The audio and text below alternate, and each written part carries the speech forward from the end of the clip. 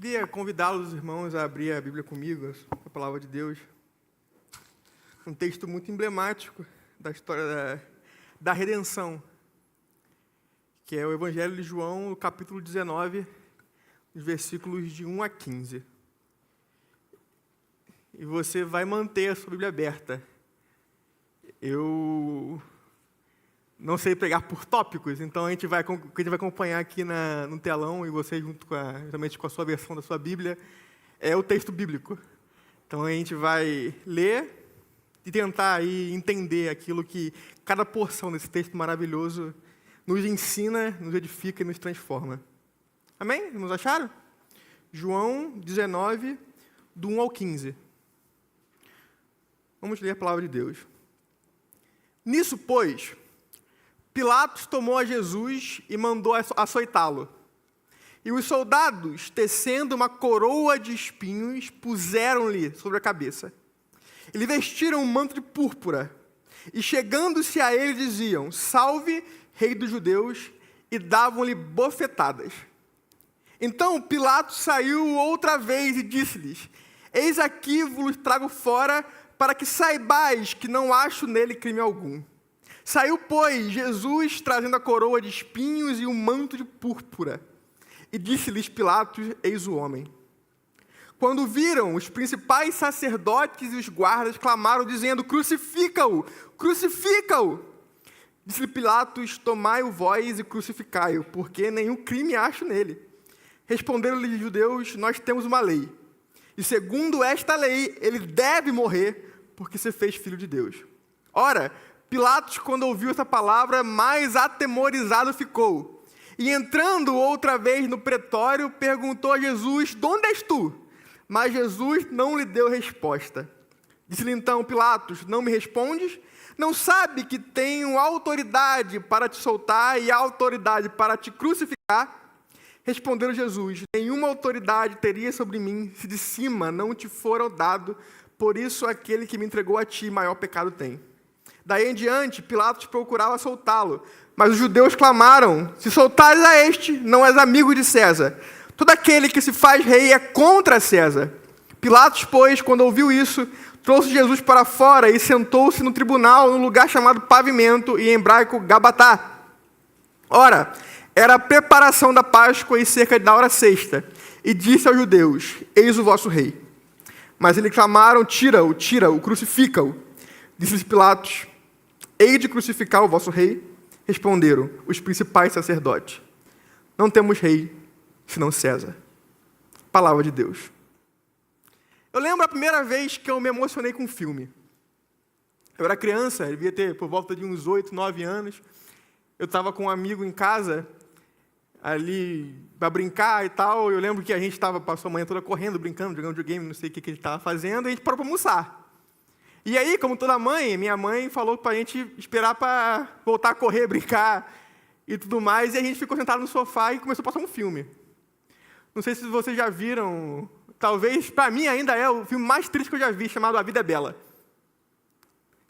E eu lembro que aquela emoção tomou de mim a história de um pai com um filho num campo nazista de concentração, e que o pai tentava provar para o filho, através de fábulas, que tudo aquilo que estava acontecendo era um grande jogo para se ganhar um tanque no final.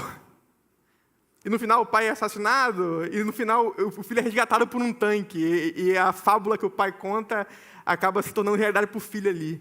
E é muito triste. Eu lembro que eu e meu amigo, eu estava no sofá, ele estava deitado em outro, meu pai olha para a gente assim: Vocês estão chorando? E eu lembro que foi a primeira vez que eu chorei com um filme. E o texto que a gente acabou de ler, com certeza, é um dos mais constrangedores de se ler. Talvez quem não se sinta nem um pouco incomodado, emocionado, desconfortável com o que acabou de ler, a gente pode até se considerar sem coração. E não somente pela brutalidade física do que está acontecendo aqui, mas também por toda a carga simbólica e literal daquilo que a gente sabe do que aquilo significa. E esse tipo de cena costuma muito nos constranger, nos emocionar. Cena de violência, de injustiça, cena de escárnio, de humilhação. Faz com que a gente se sinta mal e chore. Mas porque gera em nós algo chamado empatia. a gente se coloca no lugar da outra pessoa, e essa imagem na gente, naquele lugar de sofrimento, de humilhação, de perversidade, de tortura, faz com que a gente se imagine naquilo e isso causa em nós emoções. Contudo, ao contrário de um filme, essa cena aqui não deveria gerar em nós empatia. Sabe por quê? Porque simplesmente não era a história de outra pessoa. É a nossa história. Quem era para ser torturado era nós. Quem era para ser humilhado era a nossa humilhação essa aqui. Quem era para ser torturado, para quem é ferido, humilhado publicamente, ser alvo de chacota, era nós pelo nosso pecado. Então o texto simplesmente não fala sobre alguém. Não é para gerar em nós simplesmente emoção, mas quebrantamento. E é isso que nós oramos para que o Espírito Santo faça em nós, através da exposição da sua palavra. Versículos de 1 a 3 diz assim: Nisso, pois, Pilatos tomou a Jesus e mandou açoitá-lo. E os soldados, tecendo uma coroa de espinhos, puseram-lhe na sua cabeça e lhe vestiram um manto de púrpura. E chegando-se a ele, diziam: Salve o rei dos judeus, e lhe davam bofetadas. Vamos entender aqui o que estava acontecendo no contexto onde começa o versículo 1. Jesus, no capítulo 17, você vai ver toda essa história na qual Jesus é traído por Judas, ele é preso lá na saída do Getsêmane, e ali já existia um grande complô injusto para se crucificar Jesus. Levaram eles até pela madrugada, onde não podia acontecer isso.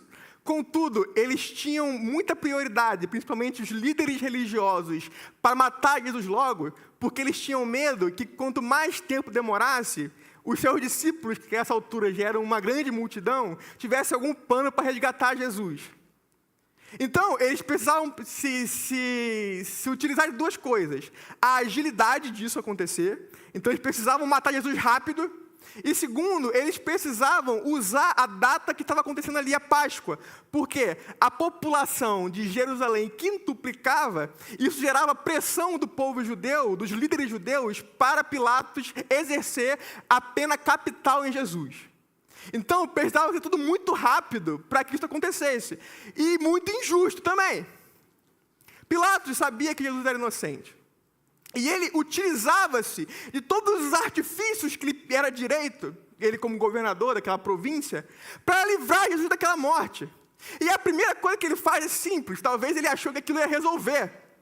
No capítulo 18, a gente vai ver que Jesus é levado juntamente com Barrabás, para o povo escolher para quem ia soltar. Era o induto de Páscoa, onde soltavam um preso escolhido pelo povo, para que essa pessoa fosse livre. Pilatos achou que isso resolveria. Barrabás era alguém terrível. Era alguém que era considerado um dos piores criminosos daquela época. Era um estuprador, estuprava mulheres, crianças. Ele era um cara terrível, de péssima fama. É como se hoje fosse talvez os Nardone para a gente, né? Um crime que nos impacta.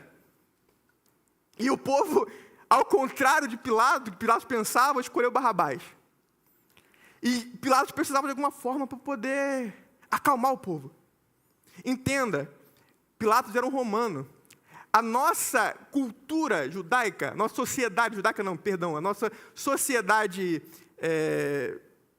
daqui do Ocidente, ela é estruturada em três principais pilares, que é a moral judaico-cristã, a filosofia grega e o direito romano. O direito era uma coisa que Roma prezava muito, o direito à justiça. Então, Pilatos, como romano, ele prezava muito pela justiça e ele sabia que Jesus era inocente. Contudo, ele estava numa cidade onde ele dirigia, onde não era o povo dele, uma cidade pequena, onde a população quintuplicava naquela data, e o povo judeu, os líderes judeus, pressionando para que matassem Jesus.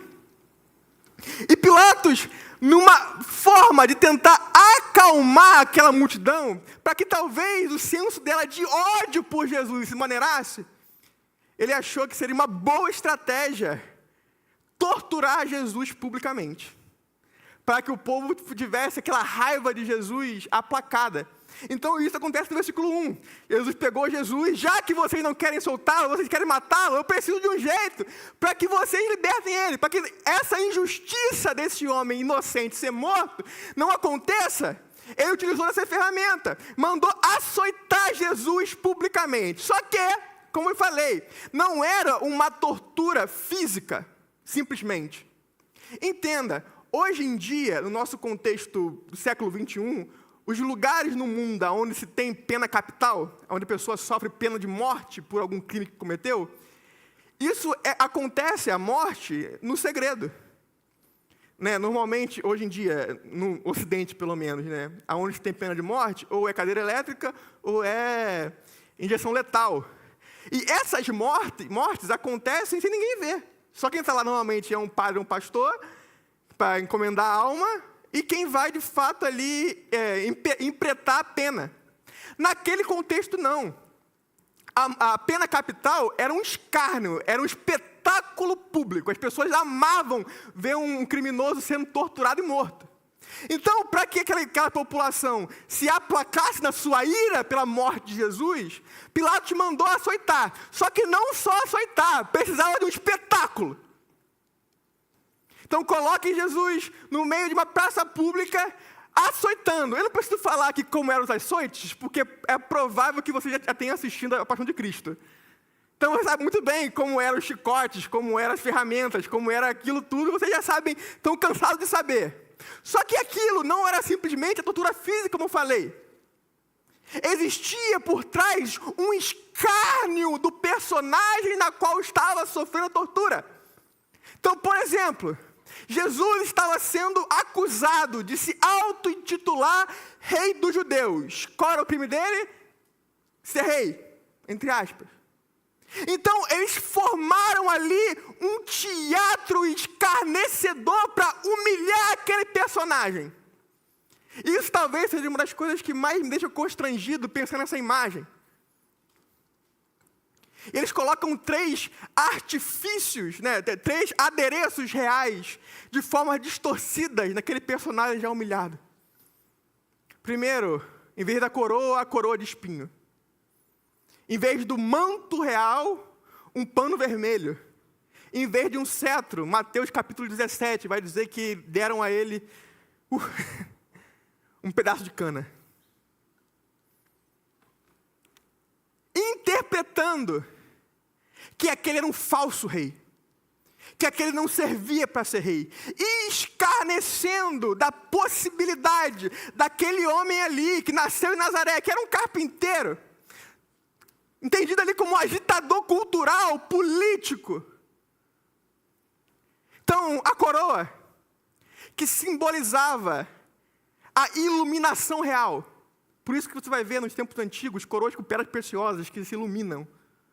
Porque a coroa dá a entender que nós entendemos aquele homem que nos representa como um ser iluminado. Alguém que tem uma visão acima. Não, Jesus não é esse homem. Ele não tem iluminação, ele não tem verdade. Aquilo que ele prega não serve para mim. Ele não tem uma visão para me liderar. Ele não tem uma visão para me guiar. Não, então em vez da coroa, eu quero torturar a cabeça dele, para mostrar que não, ele não tem verdade, ele não é rei. E no lugar do manto de púrpura, o manto escarlate, que por que os reis usavam isso? Para distinguir eles do resto do povo. É alguém com sangue real, é alguém da realeza. Então, quando ele escarnece esse símbolo, em vez de um manto real, põe sobre Jesus um pano velho, vermelho. Quer dizer, não, nós não reconhecemos esse como rei. Ele não é da linhagem real. Ele é alguém comum. Ele não é diferente de nós. Ele é um qualquer. Ele não é especial. Então, eu escarneço esse símbolo e ponho nele um pano velho, vermelho. E o cetro, que significava a extensão da mão do rei. Significava autoridade, domínio, poder. Não, eu não reconheço que ele tem domínio. Não, ele tem poder nenhum. Não, ele não tem domínio sobre nada. Ele não tem autoridade nenhuma. Eu não reconheço dele nada disso. Então eu escarneço esse símbolo e dou para ele um pedaço de cana. Entenda, não era simplesmente uma tortura física, mas era um escárnio aquilo que Jesus, que falava que Jesus era. Não estavam simplesmente torturando um ser humano, mas estavam tentando destruir uma imagem de que aquele poderia ser seu Filho de Deus, o Messias esperado. Estavam desfazendo da realeza de Jesus, da autoridade de Jesus, da majestade de Jesus. Entenda que o castigo físico não era suficiente, se precisava de um escárnio. Eles zombavam de Jesus. É o símbolo da zombaria. E às vezes a gente também é assim, sabe? Toda vez que a gente não reconhece os caminhos de Jesus como os melhores caminhos para nós estamos tirando dele a coroa de ouro, com pedras preciosas, e retornando com ele com a coroa de espinhos. Nós escarnecemos dele. Toda vez que nós não reconhecemos Jesus como o Messias enviado, como Filho de Deus, como algo separado de nós estamos tirando dele o manto real e colocando um pano velho. Toda vez que nós não reconhecemos a autoridade que ele tem nas nossas vidas, o controle que ele tem no manejar das nossas vidas, nós tiramos dele o cetro real e colocamos um pedaço de cana. Versículos 4, 5 e 6. Então Pilatos saiu outra vez e disse-lhes: eis aqui vou-los trago fora, para que saibais que não acho nele crime algum. Saiu, pois, Jesus, trazendo a coroa de espinhos e o manto de púrpura, símbolos da humilhação. E disse-lhes: Pilatos, eis o homem aí para vocês. Escarnecem. Quando viram, os principais sacerdotes e os guardas clamaram, dizendo: crucifica-o! Crucifica-o! Disse-lhe Pilatos: tomai-o vós e crucificai-o, porque nenhum crime eu vejo nele. Depois de passar por toda aquela sessão duríssima de açoitamento, coberto de sangue, com suas carnes expostas, e com uma fantasia ridícula de humilhação, Pilatos pega e leva Jesus até um lugar onde mais gente podia vê-lo, para ver se aquela imagem do Cristo derrotado, humilhado, aplacava a vontade de matar. E simplesmente aquele povo não se satisfez com aquela ideia. Jesus parecia derrotado. Suas caras estavam rasgadas, estavam debilitado fisicamente, surrado, sujo, com uma fantasia que o depreciava, que o humilhava. Mas o ódio por destruir Jesus não foi aplacado. E aquele povo gritava aos plenos pulmões: crucificam! Não, isso não é suficiente. Não, ele machucado não vale só. Ele humilhado, escarnecido, não vale só. Eu preciso ver ele numa cruz agonizando. Só assim serei satisfeito no meu ódio a essa figura que se diz Messias. E é simplesmente constrangedor pensar que aquele povo que gritava a plenos pulmões para crucificar Jesus, para matar aquele que aquele que Deus havia enviado para nos salvar, foi o próprio povo na qual Jesus, como parte de Deus, da Trindade, havia escolhido entre todos os povos da terra para ser somente seu. O povo que era a linhagem de Abraão, de Isaac e Jacó, que tanto eles se referiam e idolatravam, estavam com toda a força clamando para matar, para crucificar, para humilhar, para torturar, para aniquilar. O Deus que provou tanto amor a eles, tirando eles da garra do Egito, dando reis como Davi e Salomão, que transformaram Israel na maior potência mundial. O Deus que tirou eles da mão de Xerxes, de Nabucodonosor, de Ciro. O Deus que provou infinitamente amor a Israel, que pecava e tinha graça sobre graça, graça sobre graça, graça sobre graça. Esse Deus se revela a eles através de Jesus, a imagem exata de quem Ele é. E esse povo manda matar. Sabe por quê? Porque Jesus não era suficiente para eles. Versículo 7 vai dizer assim: respondendo os judeus, aqui está falando da alta casta judaica. Nós temos uma lei. E segundo esta lei, ele deve morrer. Porque você fez filho de Deus. Pensa só, estamos falando aqui, esses que responderam a Pilatos, é a liderança judaica. A liderança judaica eram religiosos. E não só religiosos, religiosos do mais alto naipe do conhecimento teológico. Você me entenda, um judeu, quando ele faz 13 anos, ele passa pelo ritual lá do Bar Mitzvah. Naquela época de Jesus, ele precisava se apresentar com 13 anos na sinagoga e recitar de cor toda a Torá. Essa era a capacidade intelectual de um judeu comum de 13 anos. Ele precisava se apresentar à sinagoga, diante lá dos líderes da sinagoga, e recitar, no princípio que Deus já da terra, Gênesis, Êxodo, Levítico, Número, Deuteronômio, de cor, assim, pá, do começo ao fim. Para então ser aprovado na sua iniciação. Agora, se um judeu comum, um adolescente de 13 anos, tem essa capacidade intelectual, agora você imagina quem é os líderes religiosos, a capacidade intelectual que não tinha. O conhecimento das escrituras que eles tinham, o Antigo Testamento, que eles não tinham, muito mais do que a gente poderia ter, ou talvez terá. Então, eles sabiam muito bem as profecias em relação ao Messias. Ele sabia que viria da linhagem de Judá. Ele sabia que viria da linhagem de Davi. Ele sabia que nasceria de Belém. Ele sabia que nasceria de uma virgem. Tudo isso eles sabiam. Conhecimento profundo de quem o Messias era ou seria. E esses mesmos homens, cheios de lei, cheios de teologia, olham para Jesus e dizem: não, você é um criminoso. Ele se fez filho de Deus.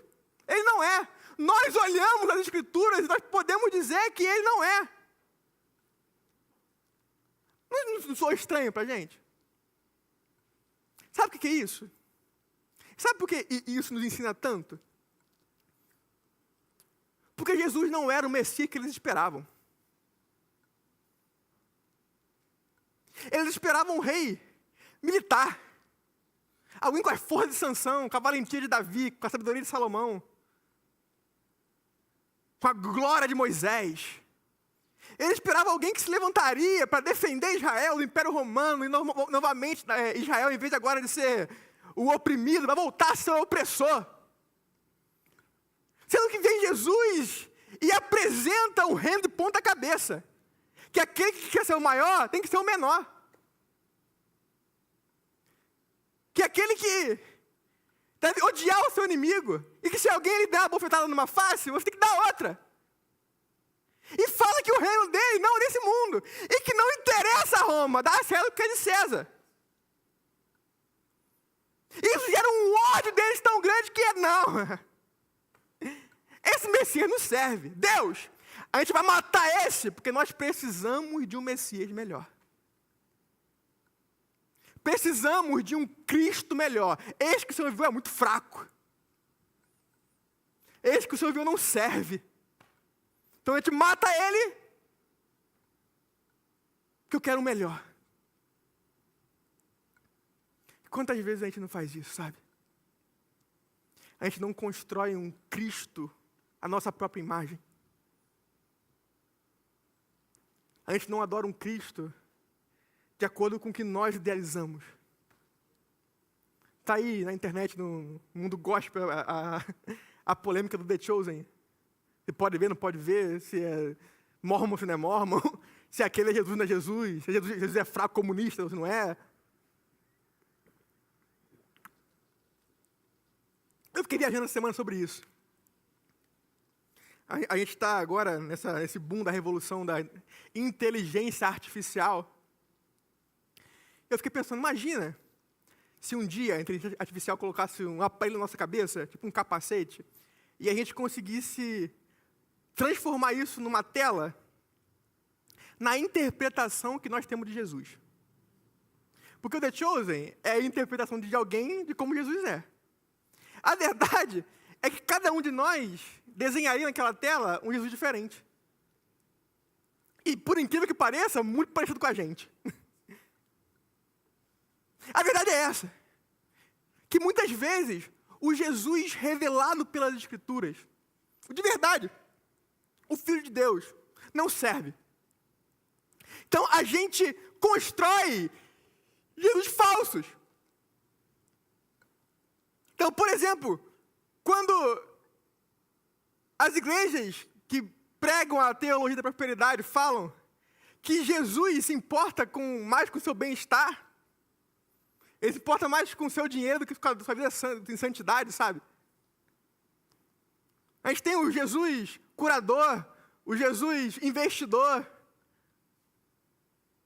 A gente vai inventando Jesuses. O Jesus machão Rambo. O Jesus comunista fraco.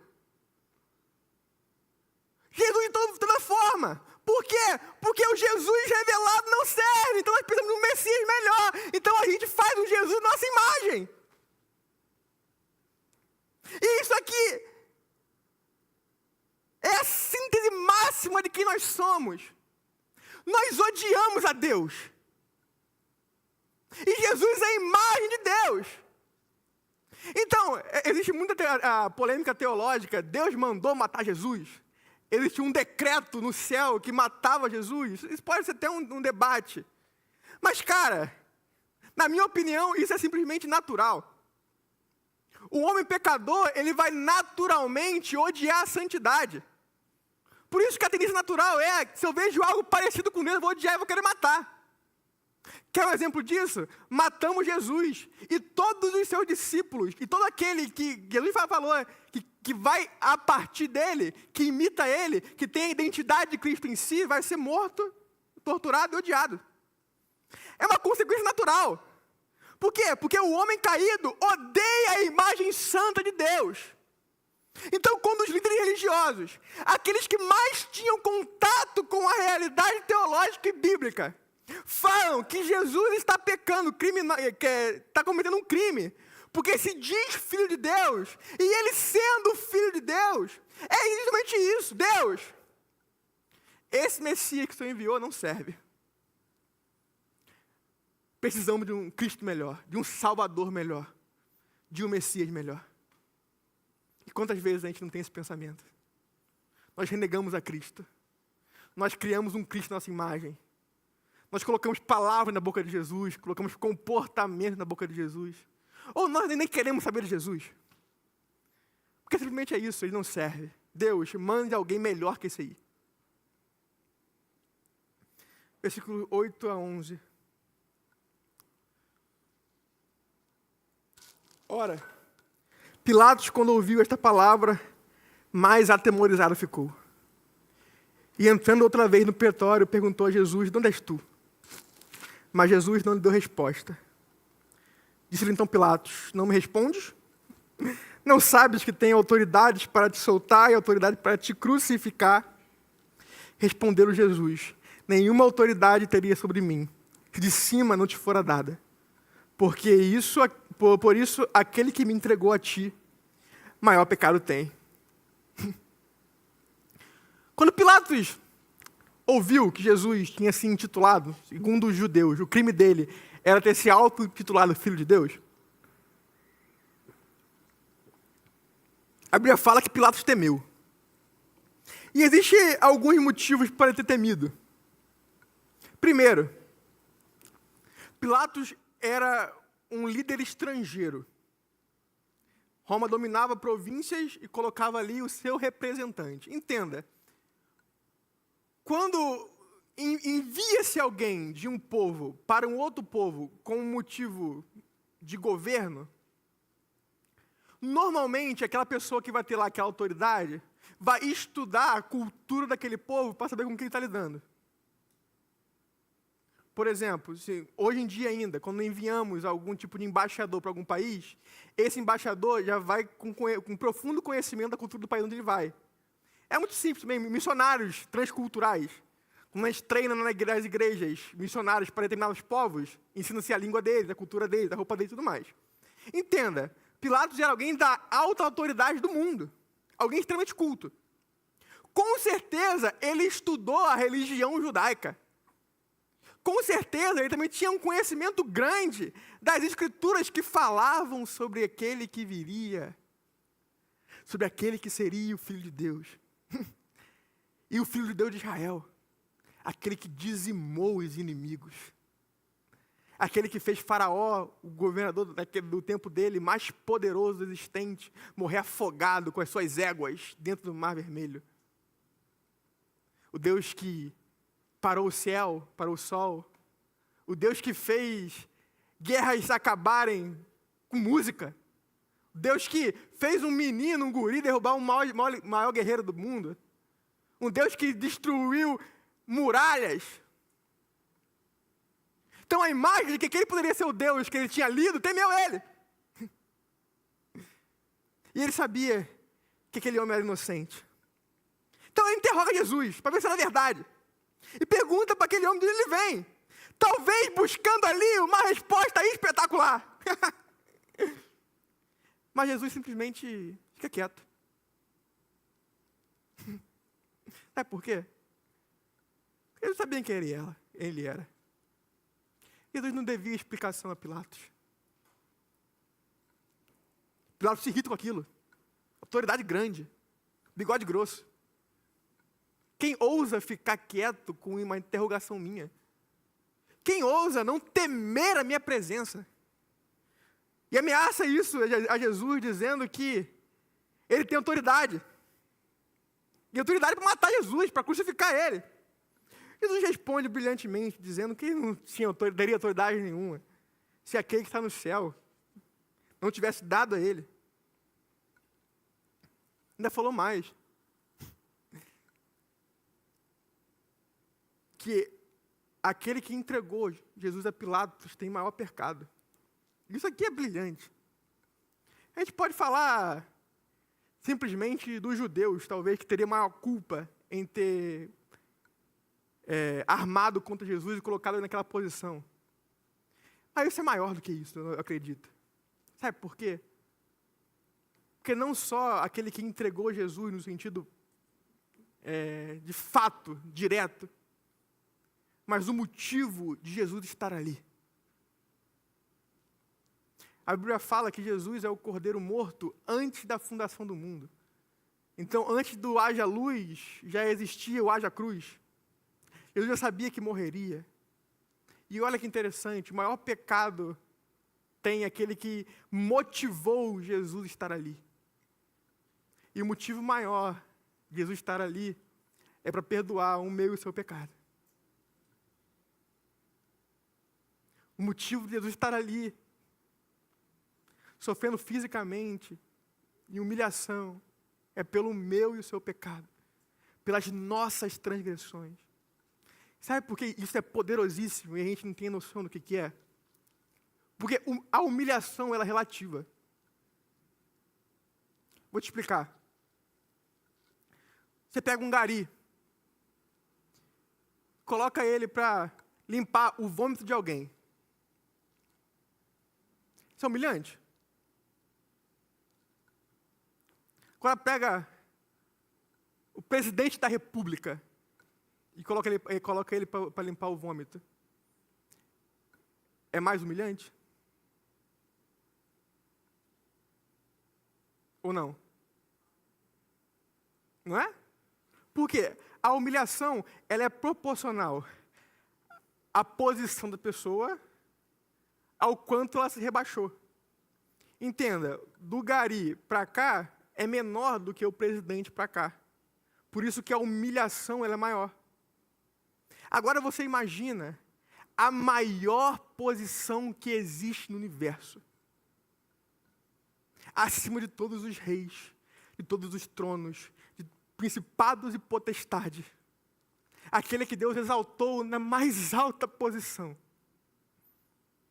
aquele que, no poder das suas palavras, tudo se sustenta, aquele mais glorioso, mais honroso, mais poderoso, mais majestoso, está na pior posição, por isso que é tão mais humilhante. E ele passou por isso, pela alegria que lhe estava proposta de ser o nosso Redentor. Ele não precisava passar por isso, mas motivado por grande amor com que nos amou, ele agora se posta humilhado, escarnecido, machucado, ferido, sangrando, perante Pilatos, alguém na qual um estalo de dedos sumiria. E suporta a audácia de um governante humano, para que as profecias se cumprissem, para que a ira de Deus fosse satisfeita e para que a nossa dívida fosse cancelada. Aleluia. Versículos 12 a 15. Daí em diante, Pilatos procurava soltá-lo. Entendeu mais ainda? Mas os judeus clamaram: se soltar é este, não és amigo de César. Todo aquele que se faz rei é contra César. Pilatos, pois, quando ouviu isto, trouxe Jesus para fora e sentou-se no tribunal, no lugar chamado Pavimento, e em hebraico Gabatá, a última estadia do julgamento. Ora, era a preparação da Páscoa e cerca da hora sexta, e disse aos judeus: eis o vosso rei. Mas eles clamaram: tira-o, tira-o, crucifica-o. Disse Pilatos: hei de crucificar o vosso rei?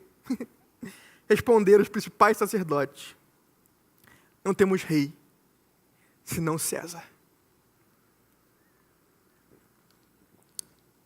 Eu lembro que isso aqui foi a parte do texto que mais me impactou, quando eu li e percebi o que estava acontecendo. Jesus machucado não servia, torturado não servia, ensanguentado não servia, em carne viva não servia, com os ossos aparecendo não servia, com uma fantasia de escarnecimento não servia, sendo cuspido publicamente não servia, se urinando publicamente não servia, se evacuando publicamente não servia. O nível máximo de humilhação não servia. Eles queriam ver Jesus morto. E Pilatos ainda atento ali, temeroso com o que aconteceria com ele, para tirar ele daquela situação, e o grito permanecia: crucifica, crucifica. E quando Pilatos pergunta: vou crucificar o seu rei? Eles falam: não temos outro rei a não ser César. Você tem noção como é que era terrível o reinado de César para um povo estrangeiro ao dele? Você tem noção? Aqui ele está falando da alta casta judaica, eles não sofriam tanto, mas o povo que eles representavam sofriam muito. Carga de imposto altíssima. A legião romana fazia o que queria, com quem queria. Então, se eles, talvez, comunidades, se o cara se estimar com a menina, já era. E ali pior, né? Porque a Roma tinha uma cultura forte de homossexualismo e pedofilia. Então, era um povo extremamente oprimido por Roma, com uma mão fortíssima. Aqueles que se sujeitavam, ousavam questionar a autoridade de Roma eram crucificados. E a crucificação de Jesus é um tipo de crucificação. As torturas penais de Roma era algo terrível. Se você procurar, uma que era uma das piores, que o cara era aberto por trás, as costelas abertas, o cara era exposto daquela forma. Roma, muitas vezes, nos lugares onde ela queria impor mais respeito, ela colocava na entrada da cidade fileiras de quilômetros de gente sendo torturada, crucificada. Quando eles falam que não temos outro rei senão César, é o seguinte: a imagem de Jesus como possível Messias, é tão nojenta para a gente. A imagem que esse aí pode ser o enviado de Deus para ser o Cristo é tão asquerosa para a gente. A gente desdenha tanto esse ser humano aí, esse homem que se diz ser filho de Deus. A imagem que ele possa ser o nosso Salvador nos causa arrepios. Que eu prefiro César, que estupra e mata minhas crianças e filhas, do que a possibilidade de ter esse homem como rei.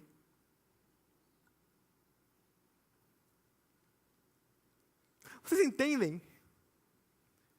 Como um homem caído, ele odeia Jesus. Vocês entendem como a imagem do santo homem de Deus, do homem de dores, e que a Bíblia fala em Salmos que é o desejado das nações. Eles odeiam tanto essa imagem que eles preferem a opressão e o sofrimento de Roma a possibilidade de ter aquele homem como rei. E é verdade que a gente é assim, sabia? A gente prefere ter o dinheiro como rei. Que é muito caro, inclusive, para você servir ele. A gente prefere ter o pecado como rei. A gente prefere ter um presidente como rei. A gente prefere ter as nossas vontades como rei do que Jesus. A ideia de Jesus governar a nossa vida, de só acontecer aquilo que ele quer que aconteça, sabe? No sentido de mandamento. É aterrorizante para a gente. E a gente fala como os judeus. Esse aí não serve. Eu prefiro alguém que me oprima do que esse cara. E o texto da minha mensagem é quem é o seu rei. E é justamente para entender. Sabe por quê? Porque de fato Jesus não é o rei que vai alimentar os nossos egos. Jesus não é o rei que se movimenta para satisfazer as nossas vontades. Jesus não é o Rambo. E principalmente, ele exige que aquele que quiser seguir os caminhos dele, vai pelo mesmo caminho, pegar a cruz e seguir. Quer ser de César? Vai a César. Mas o caminho do ser súdito de Jesus é pelo serviço e pelo sofrimento.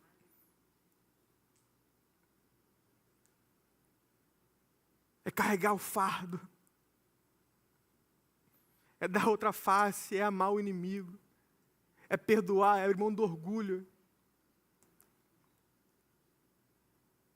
É carregar o seu instrumento de morte nas costas.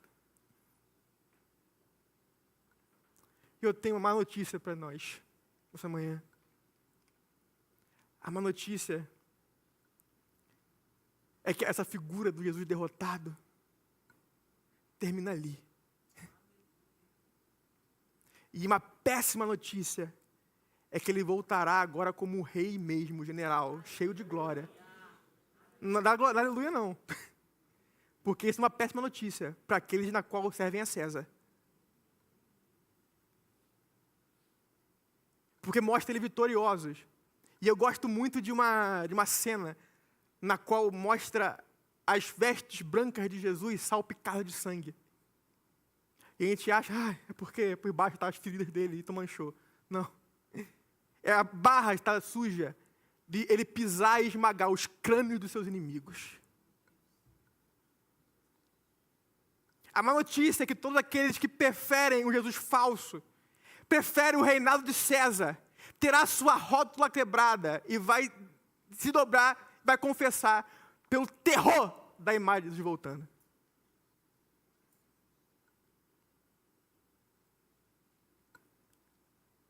A má notícia é que ele será vingado. Chegará o grande dia do Senhor. E todos os seus inimigos estarão debaixo dos seus pés. E a boa notícia é que essa imagem nos mostra que ele passou por tudo isso para pagar nossa dívida. E todo aquele que nele crê, todo aquele que se submeter ao reinado do carpinteiro morto de Jerusalém, da Galileia, Todo aquele que acreditar que aquele homem, que não tinha beleza nem formosura, o homem de dores, o servo sofredor, que morreu nas piores mortes, que sofreu maiores humilhações, que se colocou nessa posição. Aquele que reconheceu o seu reinado e a sua majestade, ele estará lá recebendo cada um de nós. Vinde, bem-vindo de meu Pai.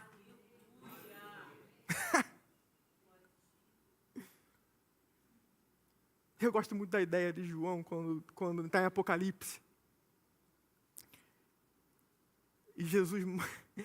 E Deus mostra a ele a visão do Cordeiro assentado sobre o trono. Não é o grande rei, sabe? A imagem do rei poderosão. É ainda a imagem do servo sofredor. Mas não mais na posição de submissão, mais de autoridade, governando sobre tudo. Obviamente,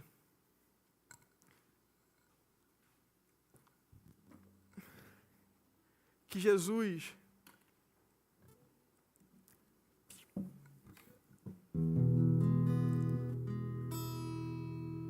ninguém pode tirar a majestade dele.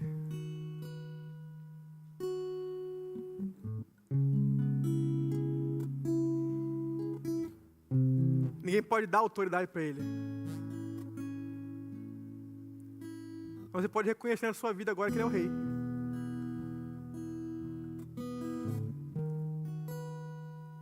Você pode, em vez de seus escribas e os fariseus, que condenaram a ideia daquele homem poder ou não ser o Messias, poder não ser o rei dos judeus, ser o Cristo de Deus. Mas você, ao invés de ser como eles, a gente pode ser como a mulher do vaso de alabastro, que reconheceu naquele homem simples o Deus da minha salvação. Que viu aquele homem simples, bofeteado, humilhado com fantasias de escarnecimento, de humilhação. Ele é a satisfação da minha alma. Você pode se perguntar quem é o meu rei.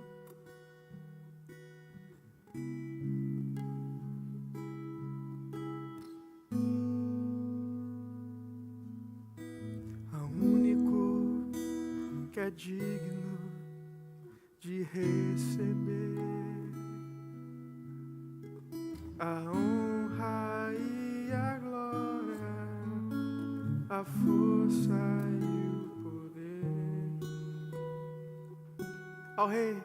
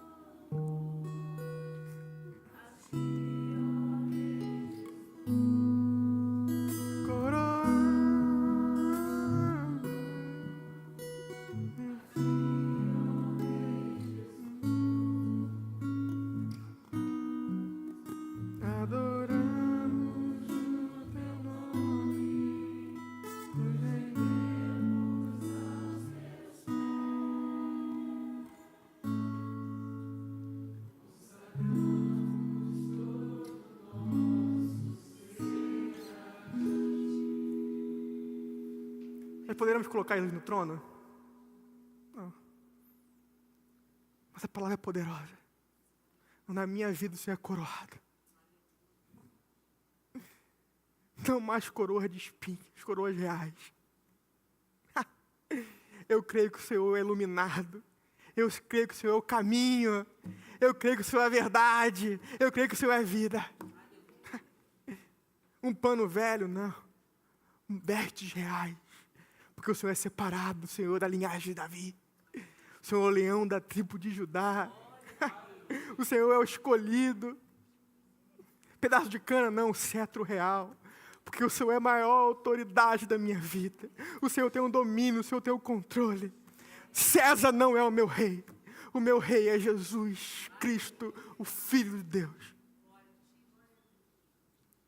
Espírito Santo, nessa manhã, sua palavra foi pregada e nos constrangeu. Nós queremos nessa manhã te coroar, Senhor. O Senhor é o rei das nossas vidas. Nós queremos nos constranger e reconhecer que o Senhor passou aquilo por minha culpa. Aquele sofrimento era para ser meu. Aquele sangue escorrendo era para ser meu. Aquela carne exposta era para ser minha. Aquele cuspe era na minha face. A humilhação era para ser minha. O escárnio era para ser a minha pessoa, publicamente escarnecido, humilhado. A ira de Deus era para ser sobre mim eternamente no inferno. Mas nós louvamos a Ti. E pelo Seu muito amor com que nos amou, e pela Sua superabundante graça. Que o Senhor passou aquilo no meu lugar. Para que hoje nós tenhamos vida. Nós queremos reconhecer diante dos homens e do mundo, e todas as autoridades e potestade, que nós reconhecemos que aquele que está sentado no mais alto, subindo no trono, é o bebê nascido em Belém. É o filho de José e Maria da Galileia. É aquele homem sem beleza nem formosura. É aquele na qual ninguém dava nada por ele. É aquele que pregava o amor. É aquele que mataram. É aquele que colocaram numa cruz. É aquele que entraram em gozo e prazer de ver sido asfixiado numa cruz, com seu sangue derramado. Mas ele, ao terceiro dia, ressuscitou. Está sentado sobre o alto sublime trono. E é o meu rei, o meu Senhor, o amado da minha alma, e que nós desejamos que volte para reinar eternamente. Glória e honra a Jesus Cristo, Filho de Deus.